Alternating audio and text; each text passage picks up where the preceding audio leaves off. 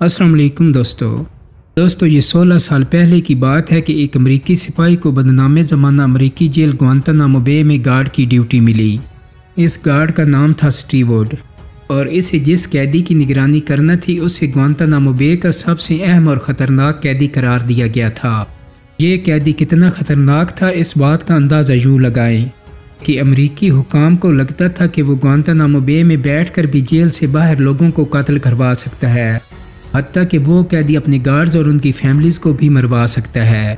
اسی خوف کی وجہ سے گارڈ اسٹیوارٹ کو ہدایت کی گئی کہ وہ اپنی وردی پر لگی نیم پلیٹ کو ٹیپ سے چھپا لے، کیونکہ اگر اس قیدی نے اس کا نام پڑھ لیا تو وہ کسی طرح جیل سے باہر اپنے لوگوں سے رابطہ کر کے اسٹیو اور اس کے گھر والوں کو نقصان بھی پہنچا سکتا ہے۔ اسٹیو کو یہ بھی ہدایت کی گئی کہ وہ کبھی اپنی توجہ قیدی سے نہ ہٹائے، کیونکہ وہ موقع پا کر اس پر پیچھے سے بھی حملہ کر سکتا ہے۔ جیل حکام اس قیدی سے اتنا ڈرے ہوئے تھے کہ اسے باقی قیدیوں سے الگ ایک کنٹینر کے اندر بند کر دیا گیا تھا۔ اس کنٹینر کو ایکو اسپیشل کہا جاتا تھا اور ڈیوٹی گارڈ کے علاوہ کسی کو بھی اس کے پاس بھٹکنے کی اجازت نہیں تھی۔ چند ڈیوٹی گارڈز کو چھوڑ کر کسی کو اتنا بھی معلوم نہیں تھا کہ اس کنٹینر کے اندر کون قید ہے، اس کا نام کیا ہے اور جرم کیا ہے۔ اس کی شکل و صورت حتیٰ کہ اس کا ناخن تک کسی نے نہیں دیکھا تھا۔ اسے صرف اس کے قیدی نمبر 760 سے پکارا جاتا تھا۔ جس کنٹینر میں وہ قید تھا اس کے 2 حصے بنائے گئے تھے، ایک میں قیدی کو رکھا گیا تھا اور دوسرا حصہ گارڈ روم تھا۔ دونوں حصوں کے درمیان ایک دروازہ لگا ہوا تھا جس سے گارڈز قیدی والے حصے میں داخل ہو سکتے تھے۔ دوستو، قیدی پر جو سختی کی جا رہی تھی اس کی انتہا یہ تھی کہ دروازے کو اس طرح سیل کیا گیا تھا کہ قیدی والے کمرے میں روشنی کی ایک کرن بھی داخل نہیں ہو سکتی تھی۔ اس سیل میں بولٹ بھی لگائے گئے تھے تاکہ ضرورت پڑنے پر اس کنٹینر کو فرش پر جکڑا جا سکے۔ کنٹینر پر سپیکر بھی لگے ہوئے تھے تاکہ اگر قیدی کوئی ہنگامہ کرے تو اسے کنٹرول کرنے کے لیے ان سپیکر سے اتنا شور کیا جائے کہ قیدی کا سر درد سے پھٹنے لگے۔ آخر یہ قیدی اتنا خطرناک کیوں تھا اور یہ تھا کون؟ دوستو، یہ قیدی محمد صلاحی موریتانیہ کا ایک الیکٹریکل انجینئر تھا جسے حالات کی گردش گوانتانامو بے لے آئی تھی۔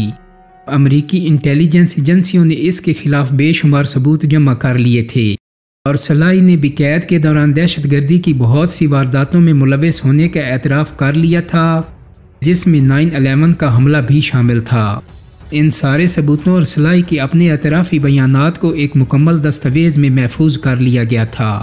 امریکی حکام کا یہ بھی دعویٰ تھا کہ صلاحی سے ملنے والی معلومات کی وجہ سے ہزاروں امریکیوں کی جانیں بچ گئی ہیں۔ امریکی انٹیلیجنس کے ہیڈ کوارٹر میں صلاحی کے جرائم کی جو تفصیلات درج تھیں انہیں پڑھ کر کوئی یقین نہیں کر سکتا تھا کہ یہ درمیانی عمر کا عام سا نظر آنے والا شخص اتنا خطرناک بھی ہو سکتا ہے۔ اب ذرا دل تھام کر یہ دستاویزات سنیے کہ اس قیدی پر جو الزامات لگائے گئے تھے وہ کتنے خطرناک تھے۔ اس دستاویز میں لکھا تھا کہ صلاحی اسامہ بن لادن کا خاص الخاص آدمی تھا، اتنا خاص کہ 9/11 کے دوران جن دہشت گردوں نے امریکی طیارے ہائی جیک کر کے ورلڈ ٹریڈ سینٹر اور پینٹاگون سے ٹکرائے تھے ان میں سے 3 ہائی جیکروں کو اسی شخص نے بھرتی کیا تھا۔ اتنا ہی نہیں بلکہ 9/11 کے کوارڈینیٹر رمزی نے بھی امریکی CIA کو یہی بیان دیا تھا کہ صلاحی نے اسے افغانستان بلا کر اسامہ بن لادن سے اس کی ملاقات کروائی تھی۔ اس کے علاوہ یہ قیدی القاعدہ کی منی لانڈرنگ اور کمیونیکیشن کے بارے میں بھی سب کچھ جانتا تھا۔ اسے اسامہ بن لادن کے سیٹلائٹ فون سے کالز آتی تھیں اور وہ القاعدہ کی مجلس شورا کے ایک رکن سے بھی فون پر رابطے میں تھا۔ اس رکن نے اس کے اکاؤنٹ میں $4000 کی رقم بھی ٹرانسفر کی تھی جسے صلاحی نے کچھ لوگوں کو دے کر افریقی ملک موریتانیہ بھیجا تھا۔ اس کے علاوہ ایک اور بڑی دہشت گردی کی کارروائی میں بھی صلاحی ملوث تھا جس میں امریکی شہر لاس اینجلس کے ایئرپورٹ کو تباہ کیا جانا تھا۔ ہوا یوں کہ جو دہشت گرد بارود سے بھری کار لے کر ایک کشتی کے ذریعے کینیڈا سے امریکہ جا رہا تھا وہ بارڈر پر پکڑا گیا۔ جب امریکی انٹیلیجنس نے اس دہشت گرد سے تفتیش کی تو معلوم ہوا کہ یہ دہشت گرد کینیڈا کے شہر مونٹریال میں اکثر جایا کرتا تھا اور اس مسجد کے امام کا نام تھا محمد صلاحی۔ امریکی انٹیلیجنس جلد ہی اس نتیجے پر پہنچ گئی تھی کہ محمد صلاحی کینیڈا میں القاعدہ سیل چلا رہا تھا۔ گوانتانامو بے میں قید کے دوران صلاحی نے ان تمام جرائم کا اعتراف بھی کر لیا، بلکہ اس نے امریکیوں کے سامنے ایک اور تہلکہ خیز انکشاف بھی کیا۔ اس نے کہا کہ وہ کینیڈا کے شہر ٹورنٹو میں قائم مشہور زمانہ CN ٹاور کو بھی تباہ کرنے والا تھا۔ سارے ثبوت گواہ اور سلائی کے اپنے بیانات اسے انتہائی خطرناک دہشت گرد ثابت کر چکے تھے۔ اس کی گردن میں پھانسی کا پھندا کسی بھی وقت فٹ ہو سکتا تھا، لیکن محمد سلائی کی ہوشیاری نے اس کی موت کو ٹال دیا۔ وہ اس طرح کہ اس نے امریکہ اور یورپ میں القاعدہ کے ٹھکانوں کے متعلق تمام معلومات امریکیوں کو دے ڈالیں۔ حد تو یہ ہے کہ اس نے چارٹس بنا کر القاعدہ کے مختلف ٹھکانوں کا کمانڈ سٹرکچر اور ان کے لیڈروں کے نام تک امریکیوں کے حوالے کر دیے۔ امریکہ کو القاعدہ کے کمیونیکیشن یعنی رابطے کے نیٹ ورک کی بہت سی قیمتی معلومات بھی اسی سے ملیں۔ سلائی نے امریکیوں کو بتایا کہ القاعدہ کریڈٹ کارڈ فراڈ میں بھی ملوث ہے اور انٹرنیشنل کمپنیوں میں انویسٹ کر کے پیسے بھی کماتی ہے۔ ان سب معلومات کا نتیجہ یہ نکلا کہ امریکیوں نے سلائی پر سزائے موت کا مقدمہ نہیں چلایا، بلکہ وہ اسے القاعدہ کے خلاف ایک انتہائی قیمتی انٹیلیجنس اثاثہ سمجھنے لگے جو انہیں ہر ضروری معلومات دے رہا تھا۔ امریکی تفتیش کار اکثر سلائی کے کنٹینر میں آتے اور اسے افغانستان اور دوسرے ممالک میں دہشت گردوں کے ٹریننگ کیمپس کی ویڈیو دکھاتے۔ سلائی ان ویڈیوز میں نظر آنے والے دہشت گردوں کی شناخت کرتا اور ان کے متعلق معلومات دیتا۔ القاعدہ کے راز بتانے کی وجہ سے امریکی حکام سلائی کو اپنی کامیابی کا اشتہار قرار دینے لگے۔ جب امریکی حکام سلائی کی دی ہوئی معلومات سے خوش اور مطمئن ہو گئے تو انہوں نے اس کے لیے کچھ سہولیات بھی فراہم کرنا شروع کر دیں۔ پہلے اس کے پاس کنٹینر میں سونے کے لیے تکیہ تک نہیں تھا، سب سے پہلے اسے ایک تکیہ دے دیا گیا۔ تکیہ کو انگریزی میں پلو کہتے ہیں، اس لیے گارڈز نے سلائی کا تخلص پلو رکھ دیا کیونکہ اس کے کنٹینر میں اس تکیے کے سوا کچھ بھی نہیں تھا۔ پھر رفتہ رفتہ مزید چیزیں آنے لگیں، صابن، تولیہ، ٹوپی اور جائے نماز بھی دے دی گئی، حتیٰ کہ اسے ٹی وی، کتابیں، ایک پلے اسٹیشن اور ایک لیپ ٹاپ بھی دے دیا گیا۔ اسے فلموں کی DVDs دے دی گئیں اور وہ لیپ ٹاپ پر فلمیں دیکھ کر اور شطرنج کھیل کر وقت گزارتا تھا۔ اس کے علاوہ اسے کنٹینر سے باہر زمین کے ایک چھوٹے سے ٹکڑے پر ٹہلنے کی اجازت بھی مل گئی۔ یہاں سلائی نے کچھ پودے لگائے اور ان کی دیکھ بھال کر کے دل بہلانے لگا۔ دوستو، یہ وہ حالات تھے جن میں سلائی کی ملاقات اپنے night shift guard Steve would say ہوئی۔ جب سٹیو نے سلائی کو دیکھا اور اس سے بات چیت کی تو وہ حیران رہ گیا۔ وہ توقع کر رہا تھا کہ سلائی کوئی خطرناک دہشت گرد ہوگا جو امریکیوں کو اپنا دشمن سمجھتا ہے، لیکن معاملہ اس کے برعکس نکلا۔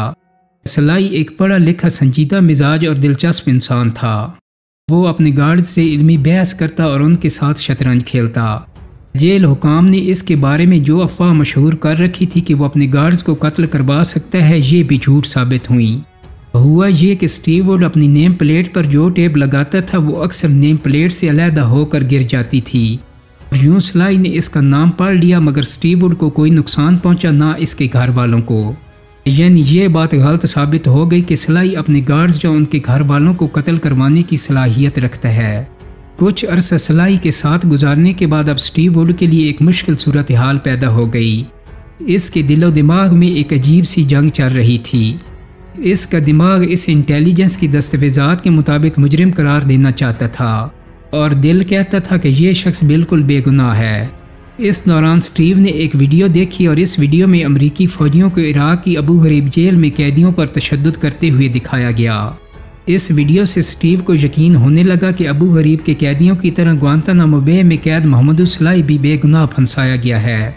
اسے یقین ہونے لگا کہ محمد سلائی کوئی خطرناک قیدی نہیں، بلکہ گوانتانامو بے کا ایک ایسا قیدی ہے جسے کسی نے اپنی نااہلی چھپانے کے لیے قید کر رکھا ہے کہ اگر دنیا کی نظر اس پر پڑ گئی تو امریکی انٹیلیجنس کی نااہلی دنیا کے سامنے بے نقاب ہو جائے گی۔ سٹیو ووڈ کو سلائی پر اتنا اعتماد ہو گیا کہ اس نے سلائی کو اپنی بیٹی کی تصویریں بھی دکھائیں، اور ایسا کرتے ہوئے اسے بالکل یہ خوف نہ تھا کہ یہ قیدی اس کی فیملی کو کوئی نقصان پہنچا سکتا ہے۔ سٹیو ووڈ کو یقین تھا کہ محمد سلائی بے گناہ ہے، لیکن وہ اپنی ڈیوٹی کے دوران سلائی سے اس کی کہانی نہیں سن سکتا تھا، کیونکہ جس کنٹینر میں سلائی قید تھا اس میں خفیہ آلات نصب تھے، جس کی وجہ سے کنٹینر میں بولا جانے والا ہر لفظ امریکی انٹیلیجنس تک پہنچ رہا تھا۔ 7 ماہ گوانتانامو بے میں ڈیوٹی کے بعد اس کو تبدیل کر دیا گیا۔ سٹیو ووڈ کے جانے کے بعد سلائی پہلے کی طرح کنٹینر میں دن گزارنے لگا۔ شاید اس کی باقی زندگی بھی یوں ہی گزر جاتی کہ اس کے تاریک کنٹینر میں روشنی کی ایک کرن داخل ہوئی۔ ہوا یوں کہ جون 2004 میں امریکی سپریم کورٹ نے ایک تاریخی فیصلہ کیا۔ اس فیصلے کے تحت گوانتانامو بے میں قید قیدیوں کو اپنی قید امریکی عدالت میں چیلنج کرنے کا حق مل گیا۔ اس فیصلے کے بعد بہت سے امریکی وکیلوں نے گوانتانامو بے کے قیدیوں کو کیس مفت میں لڑنے کی پیشکش بھی کر دی۔ اس پیشکش کی اطلاع محمد صلاحی کو بھی ہو گئی اور اس نے اپنے گارڈ سے کاغذ اور قلم منگوایا اور اس پر وکیل حاصل کرنے کی درخواست لکھ دی۔ یہ درخواست منظور ہو گئی اور محمد صلاحی کو ایک لیگل ٹیم مل گئی جو صلاحی کا کیس مفت لڑنے پر تیار ہو گئی۔ صلاحی نے 2005 کے موسم گرما میں 466 صفحات پر اپنی ایک داستان لکھی۔ یہ صفحات واشنگٹن ڈی سی کے قریب ایک خفیہ لوکیشن پر بھیج دیے گئے، پھر ان کا کچھ حصہ صلاحی کے وکیلوں کے حوالے کر دیا گیا۔ یہ صفحات بعد میں گوانتانامو بے کی ڈائری کے نام سے شائع بھی ہوئے۔ ان صفحات کے ذریعے دہشت گردی میں ملوث صلاحی کی جو داستان سامنے آئی وہ کچھ یوں تھی۔ محمد صلاحی کسی جرم یا دہشت گردی میں ملوث نہیں تھا۔ اس کا جرم صرف یہ تھا کہ وہ جوانی میں 2 بار افغانستان گیا تھا، ایک بار 1990 اور دوسری بار 1992 میں۔ اس نے القاعدہ کے ایک ٹریننگ کیمپ سے کلاشنکوف اور راکٹ چلانے کی تربیت بھی حاصل کی تھی، لیکن اس نے القاعدہ کی طرف سے کسی دہشت گرد کارروائی میں کبھی حصہ نہیں لیا تھا، بلکہ وہ القاعدہ چھوڑ کر جرمنی چلا گیا تھا، جہاں اس نے الیکٹریکل انجینئرنگ کی ڈگری حاصل کر کے نوکری شروع کر دی تھی، لیکن اس کے ماضی نے اس کا پیچھا نہیں چھوڑا۔ صلاحی کا ایک کزن ولید، جو کہ اس کی بیوی کی بہن کا شوہر بھی تھا، وہ اسامہ بن لادن کا قریبی ساتھی بن گیا تھا۔ اسے القاعدہ میں ابو حفص الموریتانی کہا جاتا تھا۔ یہ وہی ابو حفص ہے جس نے 1996 میں القاعدہ کی طرف سے امریکہ کے خلاف اعلان جنگ کا فتویٰ بھی لکھا تھا۔ 9/11 کے بعد امریکہ نے اس کے سر کی قیمت $2.5 کروڑ رکھی تھی۔ 9/11 سے کئی برس پہلے اس شخص نے اسامہ بن لادن کے سیٹلائٹ فون سے جرمنی میں صلاحی کو فون کال کی اور اپنی فیملی کے لیے صلاحی کے اکاؤنٹ سے $4000 بھی بھجوائے تھے، لیکن جب صلاحی کو معلوم ہوا کہ موریتانیہ کی انٹیلیجنس ابو حفص سے جڑے لوگوں کے خلاف کارروائی کر رہی ہے تو اس نے اپنے اس کزن سے تمام رابطے توڑ دیے۔ لیکن جرمنی میں رہتے ہوئے صلاحی نے انجانے میں ایک اور غلطی کر دی۔ اس نے ایک دوست کے کہنے پر 3 لوگوں کو اپنے گھر میں ایک رات کے لیے ٹھہرایا۔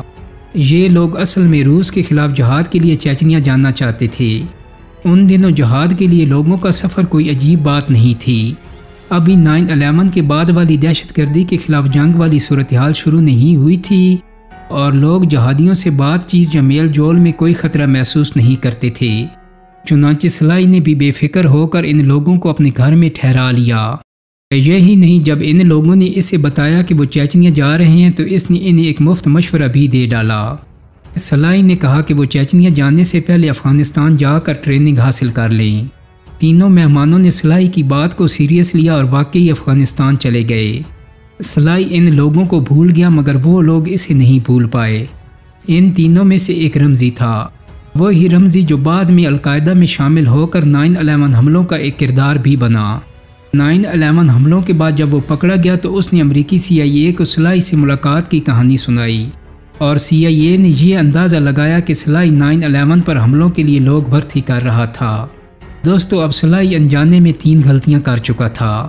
اس نے اسامہ بن لادن کے سیٹلائٹ فون سے کال سنی تھی، اس نے اسامہ کے قریبی ساتھی ابو حفص کے لیے پیسے بھیجے تھے اور اس نے 3 جہادیوں کو اپنے گھر میں ایک رات کے لیے ٹھہرایا بھی تھا۔ انہی باتوں کی وجہ سے صلاحی کے لیے بے پناہ مسائل پیدا ہو گئے۔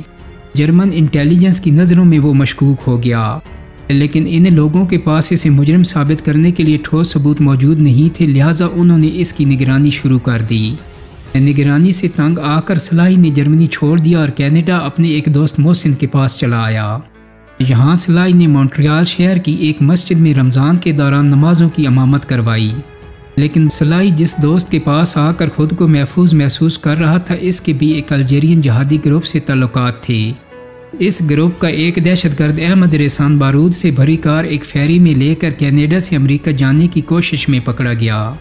امریکی انٹیلیجنس نے جب تحقیق کی تو ان کا شک سیدھا صلاحی کی طرف گیا، کیونکہ وہ القاعدہ کے ایک اہم رکن کا کزن تھا اور اس کے ان جہادیوں سے تعلقات بھی تھے جنہوں نے امریکہ میں دھماکہ کرنے کی کوشش کی تھی۔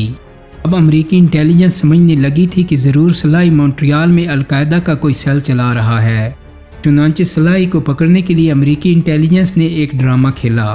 انہوں نے موریتانیہ کی انٹیلیجنس سے رابطہ کر کے صلاحی کی بیوی اور اس کے بھائیوں کو اغوا کروایا اور ان کے ذریعے صلاحی کو یہ جھوٹا پیغام بھیجا کہ اس کی ماں سخت بیمار ہے۔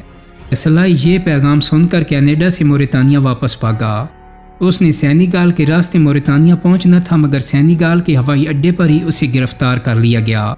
یہاں امریکیوں نے اس سے پوچھ گچھ کی مگر اس پر کوئی گناہ ثابت نہ ہو سکا، اس لیے انہوں نے اسے چھوڑ دیا۔ سلائی کے موریتانیہ پہنچنے کے چند ماہ بعد ہی 9/11 کا سانحہ ہو گیا۔ اب امریکہ ہر اس شخص کے پیچھے لگ گیا جس پر اسے ذرا سا بھی شک تھا۔ چنانچہ امریکیوں کے اشارے پر نومبر 2001 میں محمد سلائی کو موریتانیہ سے دوبارہ گرفتار کر کے پہلے اردن پھر افغانستان کے بگرام ایئر بیس پر لایا گیا۔ 4 اگست 2002 کو سلائی کو مزید 35 قیدیوں کے ساتھ گوانتانامو بے کی بدنام زمانہ جیل میں منتقل کر دیا گیا۔ گوانتانامو بے میں سلائی پر بدترین تشدد کیا گیا اور اسے قید تنہائی میں رکھا گیا۔ جسمانی اور ذہنی اذیتیں دی گئیں، حتیٰ کہ جنسی تشدد کا بھی نشانہ بنایا گیا۔ یہاں تک کہ اسے ایک جیلی خط دکھایا گیا جس میں لکھا تھا کہ امریکیوں نے اس کی ماں کو اغوا کر لیا ہے اور اسے بھی جلدی گوانتانامو بے منتقل کر دیا جائے گا، جہاں اس پر تشدد ہوگا اور اس کا ریپ ہوگا۔ اس نفسیاتی اور جسمانی تشدد سے گھبرا کر سلائی نے اپنے ناکردہ گناہ قبول کر لیے۔ وہ امریکیوں کو مطمئن کرنے کے لیے ان کی مرضی کے مطابق ہر سوال کا جواب دینے لگا۔ امریکیوں نے اس کے بدلے اس پر سختیاں کچھ کم کر دیں اور اسے سہولیات بھی دے دیں جو ویڈیو کے شروع میں ہم آپ کو بتا چکے ہیں۔ تو دوستو، یہ تھی وہ داستان جو سلائی نے اپنے وکیلوں کو لکھ بھیجی تھی۔ اس کے وکیل بھی اس کی بے گناہی کے قائل ہو گئے اور انہوں نے امریکی عدالت میں اس کے لیے مقدمہ دائر کر دیا۔ ساتھ میں انہوں نے سلائی کی لکھی ہوئی گوانتانامو ڈائری کو شائع کرنے کا مطالبہ بھی کیا۔ امریکی حکومت اور انٹیلیجنس ہر توڑ کوشش کے باوجود عدالت میں سلائی کے خلاف ایک بھی جرم ثابت نہ کر سکے۔ 22 مارچ 2010 کو امریکی ڈسٹرکٹ جج جیمز رابرٹ نے سلائی کو رہا کرنے کا حکم دے دیا، مگر امریکی حکومت نے اس فیصلے کے خلاف اپیل کر دی۔ امریکی حکومت کی اپیلوں کی وجہ سے محمد سلائی کی زندگی کے مزید 6 قیمتی سال گوانتانامو بے کی نظر ہو گئے، لیکن اس دوران 2012 میں اس کے وکلاء نے اس کی ڈائری شائع کرنے کی قانونی جنگ جیت لی۔ لیکن مسئلہ یہ تھا کہ اس ڈائری کا اصل مسودہ یا کاغذات امریکی انٹیلیجنس کے قبضے میں تھے۔ ان کاغذات کے بہت تھوڑے حصے تک وکیلوں کو رسائی ملی تھی۔ عدالتی فیصلے کے بعد امریکی انٹیلیجنس نے سلائی کی ڈائری کو سنسر کر دیا۔ وہ اس طرح کے جو فکرے امریکیوں کو اپنے خلاف لگے ان پر سنہری سیاہی پھیر دی گئی۔